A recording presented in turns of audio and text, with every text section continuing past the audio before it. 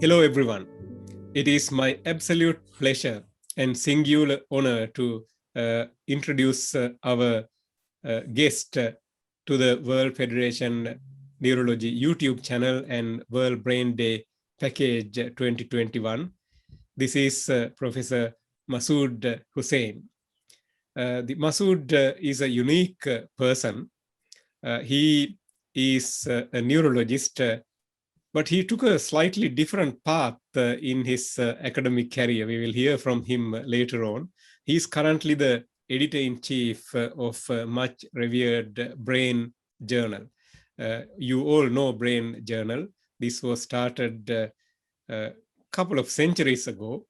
I think the original authors include Hewlin Jackson and few others. Current editor-in-chief is Professor Masud Husain. Masud, very warm welcome to you on behalf of World Federation Neurology social media team and World Brain Day team.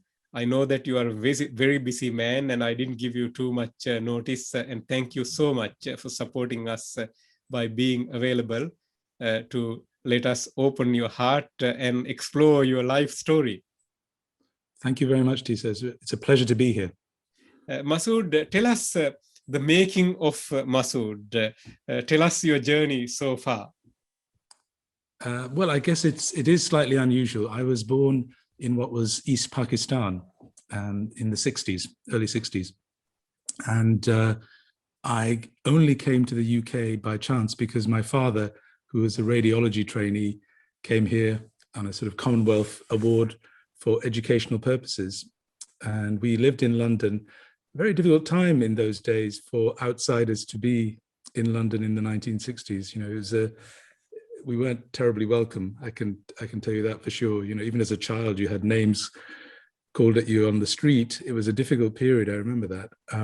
And we were always going home. You know, that's how immigrants are in those sort of situations. You're going to get some knowledge and then you're going to go home. And I can remember that mantra from my mother and father, even in those times.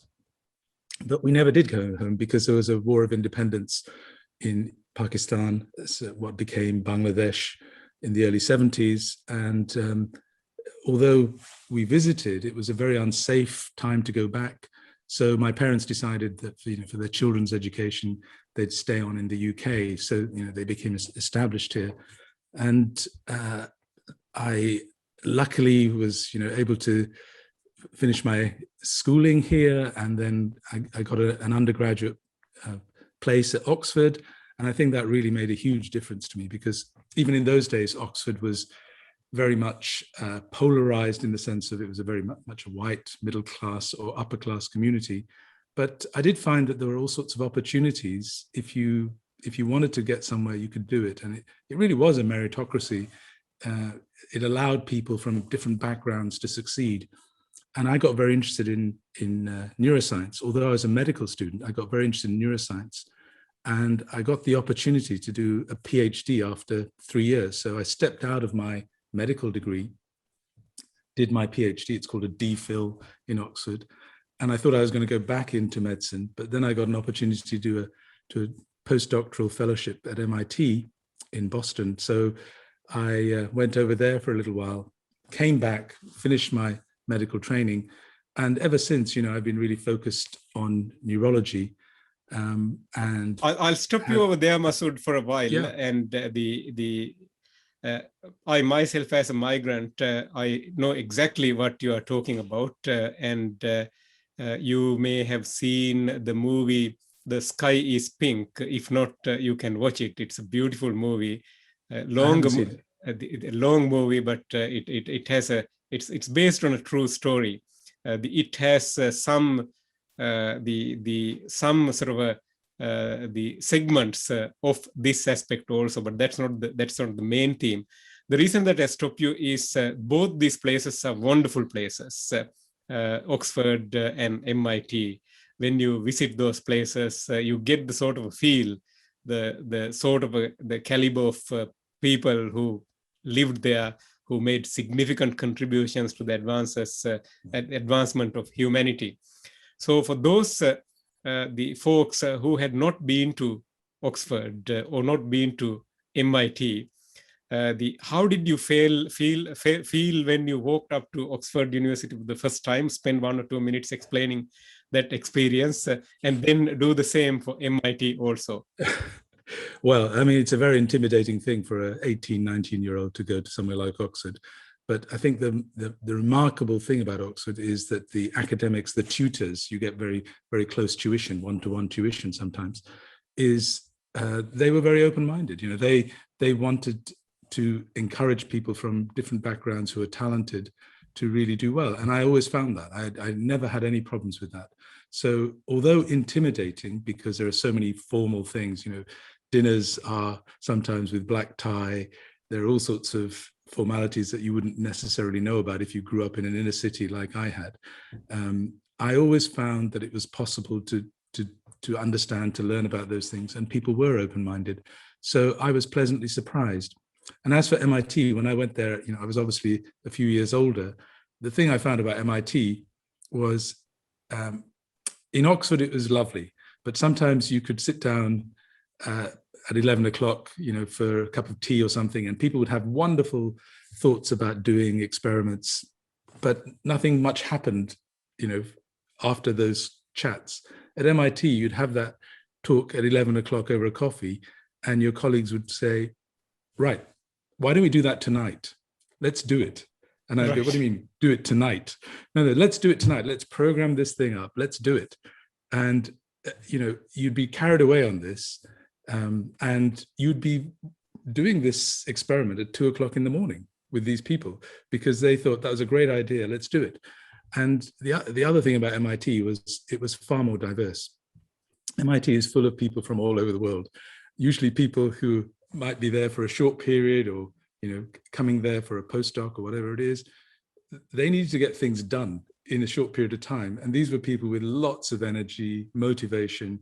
So I think what I learned at MIT was, you know, if you have a good idea, why don't you just do it now? Don't wait, just go and do it now. So I think that combination of being able to think, which I got from Oxford, in think in open-minded way, and then actually generate the motivation to carry out the study now, don't wait, was something I'm really delighted that I had that experience. And, you know, all those people who were around me at that time made a huge difference, And was that one reason for you to continue exploratory academic mind to see what drives motivation in human brain? Well, I'd have come back to that. Yeah, I didn't realize about that until much later, but I can't say that was the reason. I really can't say that, honestly, that was the reason, because when I came back to the UK, you know, I had to go back into clinical medicine, a few years behind everybody in my original entry group. And at that time, neurology in the UK was also very much a closed shop. You know, we had only a few neurologists, and it seemed like an impenetrable fortress in terms of how could you possibly get into this, because it seemed like a club. And things and your destiny could potentially would have been retired as a specialist registrar at the best at that time. Yes, that was definitely the case. But you know, in the 1990s, things did change. There was partly driven by the fact that in the UK it became clear that we needed more neurologists. Neurologists were looking after very, very unusual conditions at that time. Nobody wanted to look after stroke, for example. You know, that wasn't something a neurologist did. Nobody looked after dementia. That wasn't something a neurologist did. So neurologists were looking after very few conditions, and they had a bad reputation, you know, in the sense that they might be clever, but they never had anything to do usefully in terms of treatment. But that's changed remarkably, you know, from the 1990s. So I was also lucky to come into neurology at a time when things were opening up in the UK, and it's no longer such a club, I don't think. And we have a wide range of people, and including women. You know, there were very few female neurologists at that time.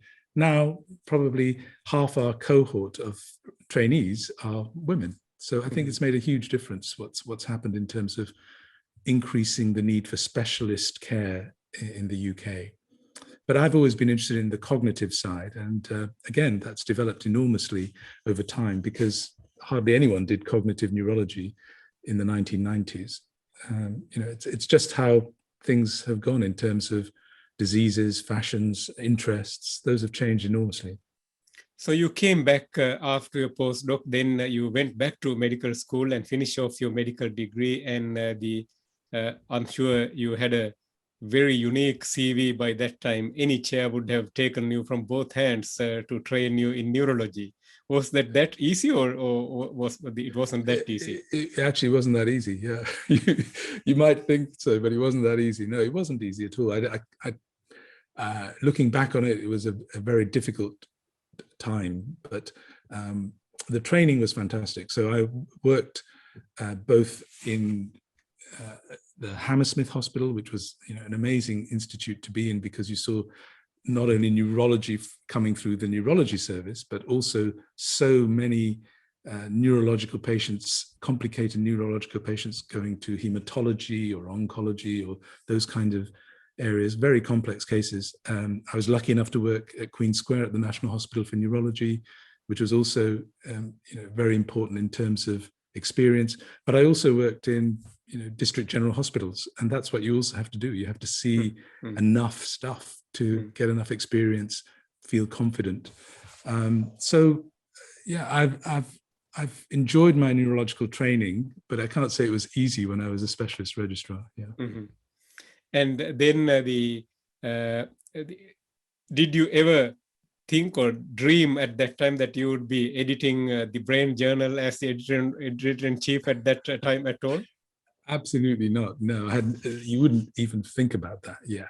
So, I've taken that over only in the last 6 months. Mm-hmm. But no, I had no pretensions of thinking I'd ever be any kind of editor on Brain. Yeah. The specialty selection is also quite unique, Masud, compared to most other neurologists would do. They would go and do movement disorders or neuroimmunology, but you decided to take a different path. You thought that you would go and explore cognitive neurology, and I would encourage many people to Google your name and see some of your talks and presentations, and they're absolutely fabulous. The way that you dissect how human brain behave in certain situations. What gave you the spark? This is the area that I wanted to go into. Well, I think Oxford gave me that spark because in Oxford tutorials you could be really inspired by discussions with your tutors, and it always seemed to me that neuroscience was the most interesting bit of medicine. And also, for me, behavior and higher cortical functions was really the area that I got most attracted to, because it seemed the most complicated. It seemed the one that was most human, and yet we fundamentally didn't understand it. So, of course, from a mechanistic point of view, understanding the molecular biology of neurons, the electrophysiology of the brain is really interesting, but in many ways it leaves you feeling that you're left without an explanation for fundamental things about human behavior, human attention, memory, emotions, language. Those aren't explained by simply understanding the brain at the molecular, cellular, genetic, electrophysiological level. That emerges from brain networks. So I thought there was a level of explanation that we didn't have. And of course, we still don't have a very complete explanation, but we're so much better positioned than we were 20, 30 years ago. And I still find it fascinating. In fact, when you present it in that way, the one should ask why the hell that I'm not interested in this, because this is about me. This is about why I behave in a particular way. Why would I feel jealous about this, or why I would fall in love with this particular person but not with that particular person? Why I would feel like stealing in this particular way, or why I would feel like lying, or all kind of humanness is basically based on higher cortical function and how those networks are connected, isn't it? So one would ask that, why wouldn't you like that you should be falling in love with this first and foremost? Well, I think so, right. And I think most neurologists are interested in this, but they also realize that this is a very complicated area, and trying to get traction on it, trying to have a sort of mechanistic understanding of that is really difficult because, you know, we're all different. So how can we come to any kind of interesting conclusions when we're all so different? But of course, we also see patients where normal functions or the limits of normal functions break down. And that's when we're really challenged to think, is this a disease? Is this something that's fundamentally organic, as we would put it? And that's also that interesting overlap with psychiatry. You know, I see a lot of people, elderly people, whose behavior has changed. And the question that's being posed to us is, have they got a neurological syndrome, like frontotemporal dementia, for example? Or is this just within the bounds of normality? Or is this a psychiatric illness? But, you know, that overlap between neurology and psychiatry is absolutely fascinating. And it remains a really challenging area, because just because you can't see something on a structural brain scan doesn't mean that something hasn't changed functionally in terms of these brain networks. So I think, yes, please go ahead. No, I'll let you finish, then I'll add my sentence. No, I just think intrinsically we're all interested in people's behavior, and neurologists are particularly interested. You know, we're very nosy people. We're really interested in why people are behaving in this way, but it's trying to find a kind of mechanistic understanding of all this diversity just seems very challenging. And, you know, I still think that's a really interesting area to be in. What I was trying to say is I would also add the other things that humans were challenged with for some time, the mindfulness, the spirituality. When I think about things, how did 3,000 years ago a person like Buddha was able to convince a whole massive population to give up all physical things and rely on very simple things? And surely folks must have had some sort of a gain out of that sort of a living and cultivating that sort of a kindness, compassion, care, and the sharing. So I think hopefully within the next decade or 2 decades, we would unravel what all these about at a sort of some sort of a biological level. Or do you think it is wishful thinking, or do you think it is possible to crack all these things, or most of those things anyway? Well, eventually, I think it is possible. I think it is possible, but you know, I think it's probably easier to start with something which is more definable, like memory. You know, and we still haven't cracked something as simple as memory, because, you know, when you see it going wrong in patients who you talk to, and then a minute later they ask you the same question again, you begin to understand how amazing it is that our brains, our wetware, somehow have recorded this conversation and analyzed it and hold it there. I mean, it is still completely amazing that we can do that. Oh, absolutely. Something like visual inattention, when you change them over, the side that they had inattention suddenly take the other side, the side that they couldn't see before, or they could see, but they couldn't extract. So it looks like some sort of information is stored in the brain, but they can't extract that at that particular time. Yes, I mean, so there are many nice studies which have shown that information has got into the brain, even on the neglected side of space in patients, you know, with right hemisphere stroke and left-sided neglect. You can show that information has been processed from the left side of space, but not to the level of it getting to conscious awareness. And of course, that raises this whole issue about what is consciousness, what is conscious awareness. If your primary visual areas are intact, information has got into those areas, and yet you cannot see, in the sense that you are not aware of something. That tells you something fundamental about brain areas which are involved in conscious perception.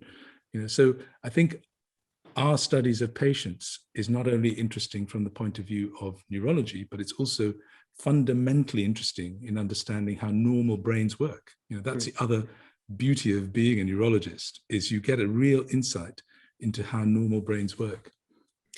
This actually gives a nice segue to the move to the other part of the discussion, the World Brain Day. In fact, the the way that the World Brain Day started was quite an interesting story.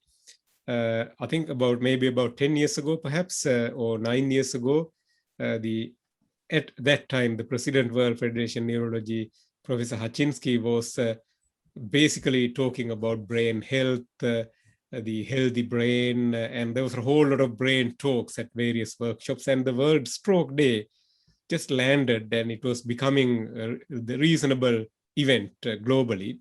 Then a couple of us in public awareness and advocacy committee, we made a sort of the ad hoc coffee or sort of a suggestion to Professor Hachinsky at that time. It is our brains which makes us who we are. It is such an important organ in the body. Yet every one of us struggle in our own hospitals to show them that neurology department is a useful major department. Wherever we are, they are sort of tiny department in the hospital, not in the sort of a main thing. Part of the deal is we haven't basically shown others that you are nothing without your brains. So we made sort of this sort of a suggestion, but before we know it, it's like your MIT story. All right, so the Professor Muhammad Wasi from Pakistan was the chair of advocacy committee, my predecessor. He asked from him, Wasi, why don't you present this to the 122 Council of Delegates tomorrow? Let's see what they say. And if they say, we would put this in writing. So he came and he presented this over like 2 or 3 minutes, no slides, nothing. They all voted for it. Then we had a World Brain to be launched the next year. And now we are into 8th year. It has become phenomenally successful. People talk about World Brain Day. Now we run a brain awareness campaign over sort of 3-4 months so that we basically craft social media toolkit, videos, and rest of the other things, deposit them into one site. They're not copyrighted. They can be accessed by anybody, anywhere. We basically ask people to use them, translate them into your language, promote brain health, talk about behavior, talk about brain protection, this and that. To make this more useful and more sellable, we select a disease entity or interested area, and then we partner with a massive organization. This year, World Federation Neurology partnered with Multiple Sclerosis International Federation, which has its presence in well over 100 countries as support organizations. And we are basically running this ambitious agenda to stop multiple sclerosis, given the development that we made since our medical student days to now, because there are still access issues and other things globally. 70% of the world can't access early diagnosis or treatment. Our argument is, just like we approach this pandemic, just like we offer a global vaccination program, we are asking World Health Organization and global governments to put together their strengths and offer basic treatment that actually save these young brains as a global priority, rather than letting each country handle it by themselves. That's a longer dream to achieve, but you have to think big and dream big to come to some sort of a reality. As a pioneer in the brain health and cognitive neurology, and as the current editor-in-chief of Brain Journal, how excited are you to see two massive global the organizations are using the power of social media to see whether they could achieve reach out to 150 million worldwide through this campaign to promote brain health. Share your excitement with us. Yeah, well, I think it's a fantastic initiative. I think you've done a great job, and it's amazing to reach out to those people, because, you know, traditionally neurology has been the sort of bastion of European or North American countries. And I think obviously there's a huge amount of neurology globally in countries which are not so well developed. So it's really important to get out that message about neurology, how neurology has changed, what we can do, not only in terms of treatment, but also in terms of reducing risk, protecting people from getting neurological diseases.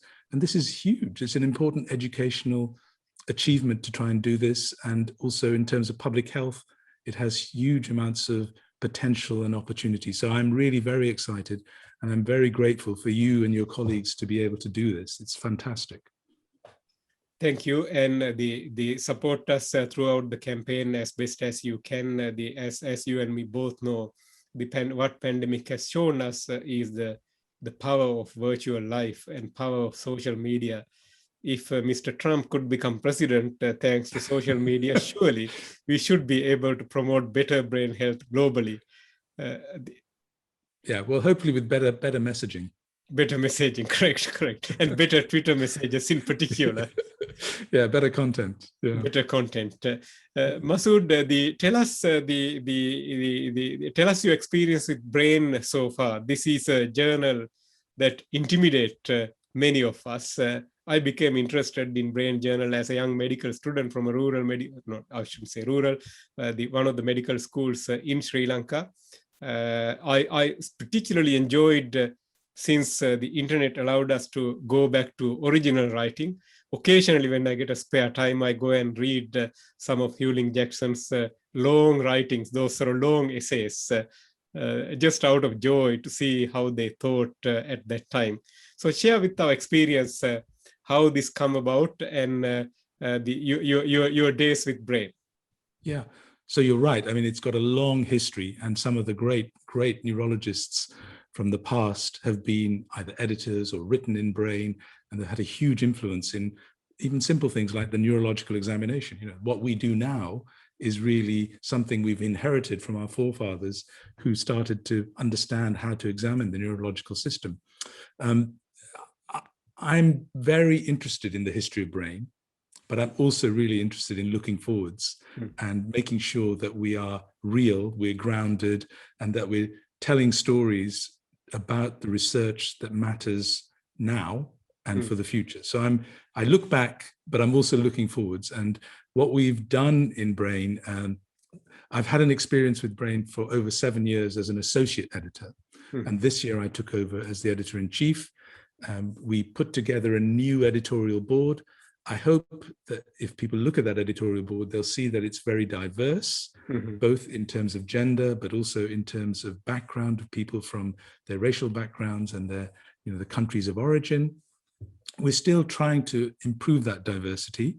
And I'm also keen actually to reach out far more to neurologists in countries which are not as well developed as in North America and Europe, because I think we really could speak to them more than we have done. Because, as you said, Brain is an intimidating journal for most people because it seems to be full of work from people who run large groups or run, laboratories which have the resources.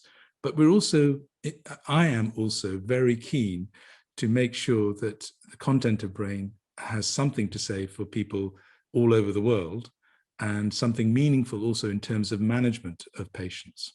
So although we're very interested in the cutting edge neuroscience that has application, that has translation to clinical neurology, or will do over the next few years, I'm also very keen to shift the focus of the journal a little bit so that we also encompass a much bigger constituency, people from all over the world who are interested in neurology. So, if your viewers are interested, they should please contact me if they've got good ideas. We're interested in great ideas that would be of stimulate, provoke our readership. So we've also made some other changes in Brain. We have editorials, and now the editorials are very much thematic editorials. They cover a particular theme. Sometimes those editorials aren't covering papers that are going to appear in that issue of Brain. They're taking on a larger issue, whether it's about the pandemic, whether it's about other forms of treatment that might be important for neurologists to know about. We've also introduced an essay format, which allows people to write in a creative way. It doesn't have to be about clinical neurology.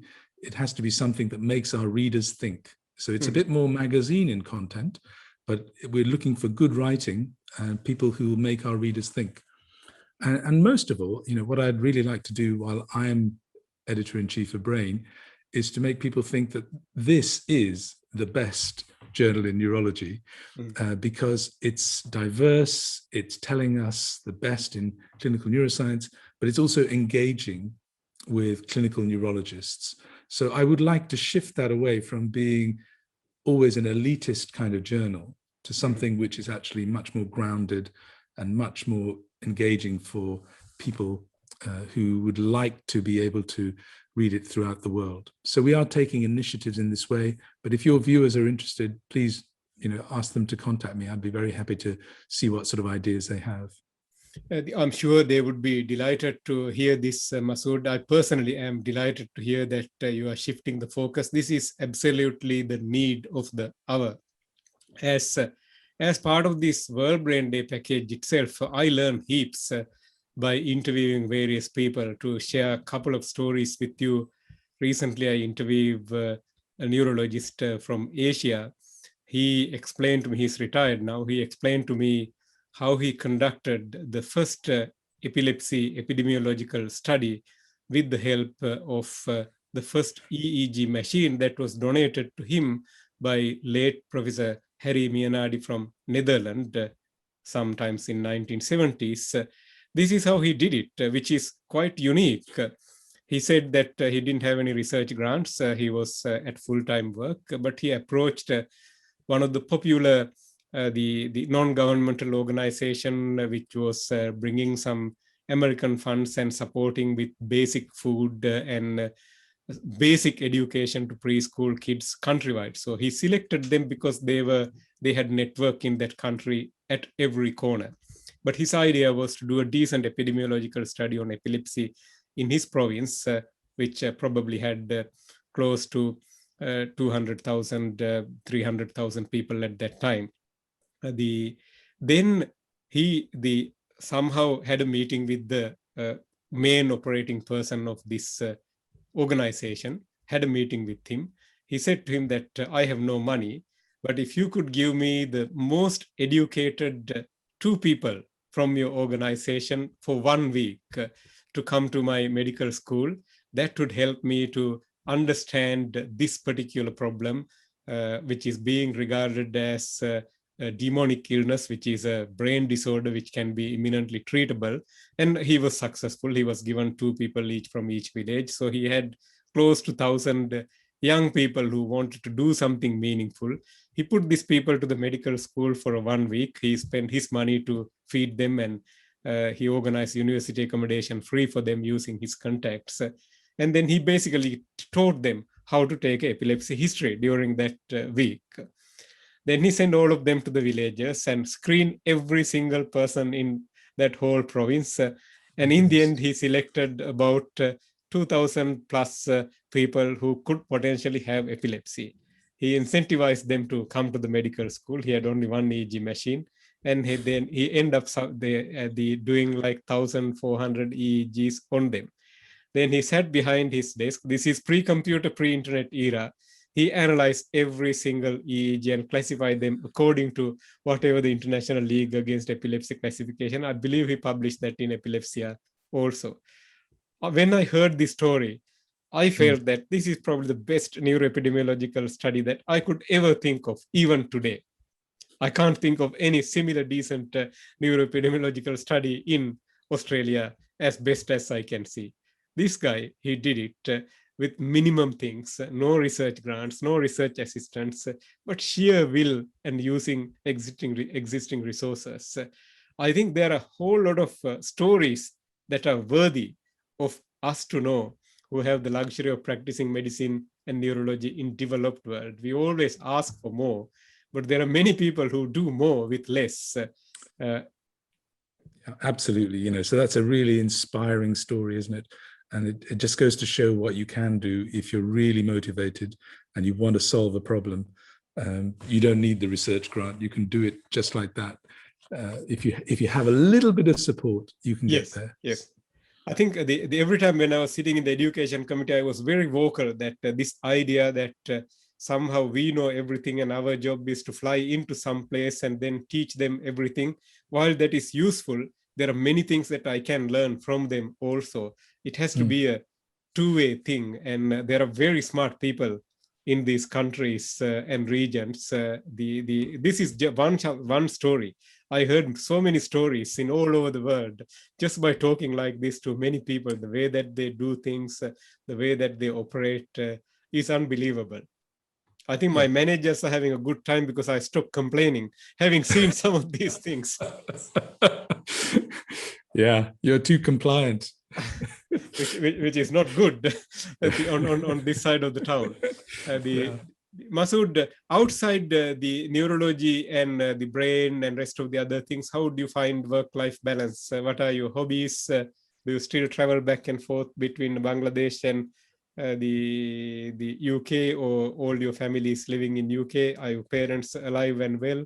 How incredibly proud they are about you. Yeah, no, my parents are still alive and well. You know, my father's got to 92, and he is still, you know, doing pretty well. He's still active in the garden. He's very busy. My mother also is still very busy. I don't really go back to Bangladesh very often at all, because, you know, it's been very difficult to do that sometimes. And in terms of work-life balance, I think my wife would tell you there is no balance, because because you know, if you're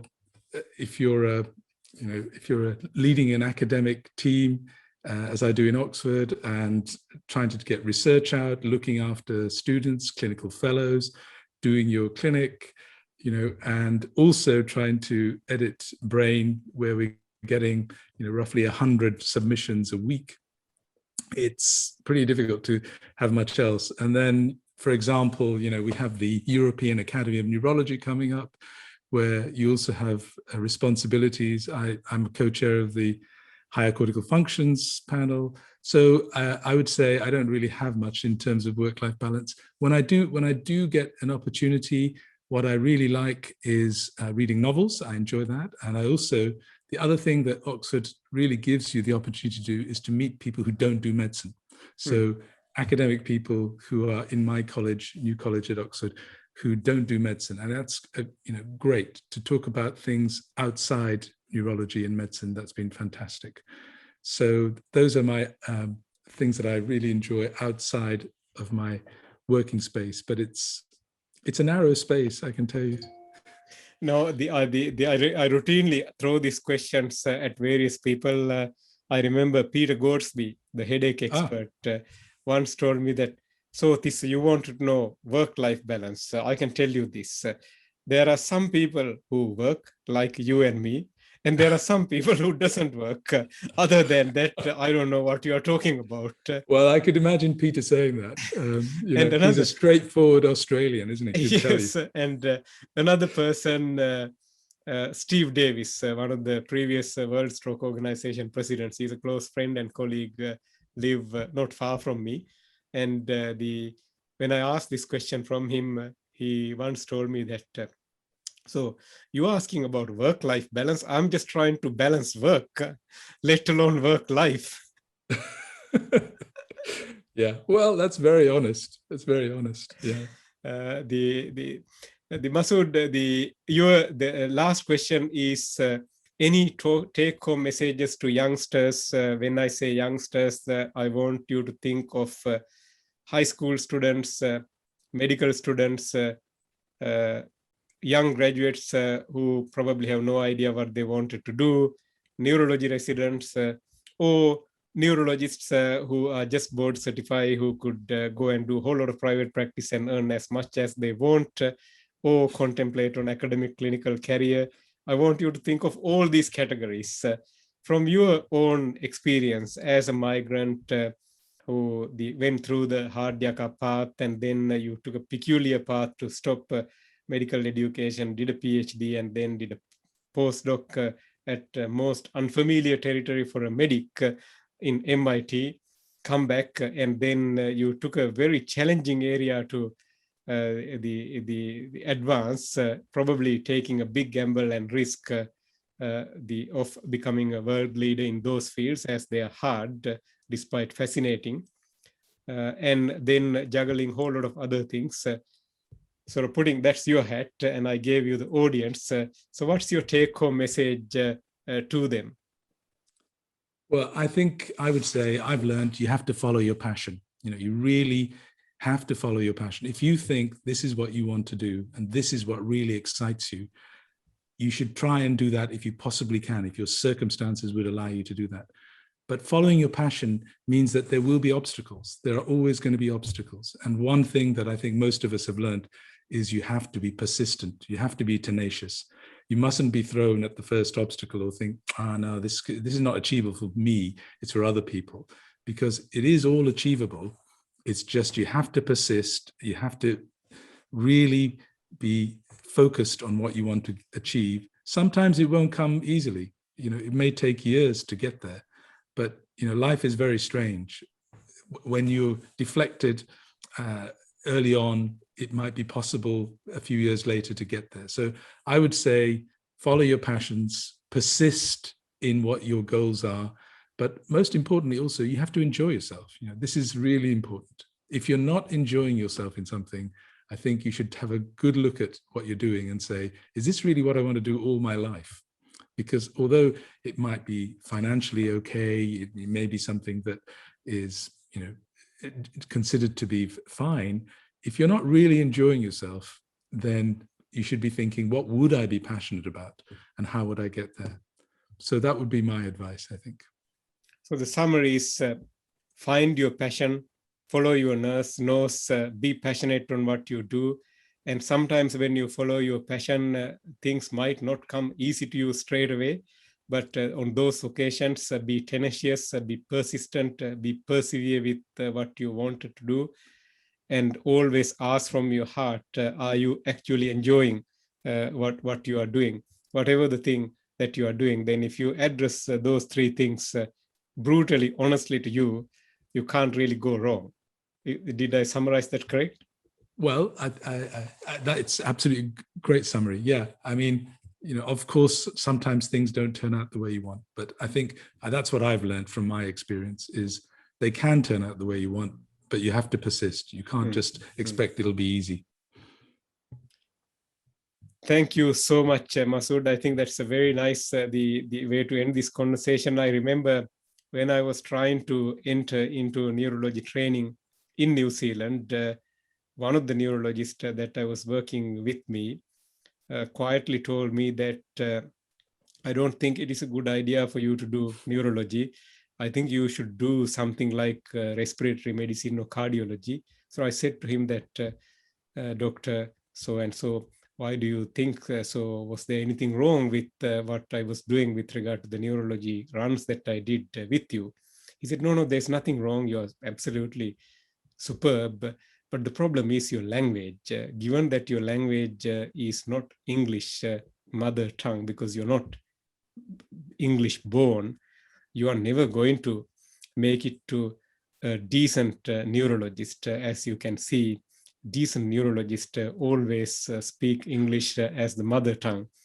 But fortunately, I've read enough to realize that there were a whole lot of great neurologists from France, Germany, Russia, and all the other places. Immediately, I told him that, Dr. So-and-so, I was determined to do neurology as a young medical student, and I would try and get a neurology trainee position, even if it is in the moon. I would work hard to get there.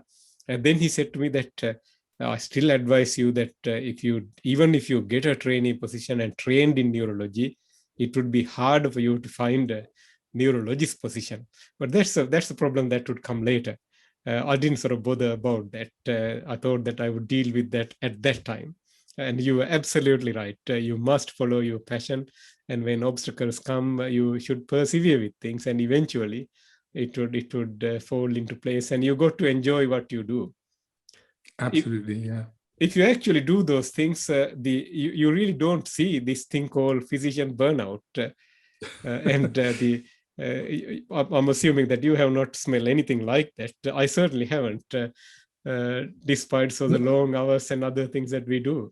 Yeah, not yet. And I'm also, always reminded, because I live in I live in that kind of luxurious place where I can do all these things. There are people who are working day and night just to make things tick, and they're not thinking about burnout and holidays. That's how normal life is. So I don't have any issues with burnout. Yes.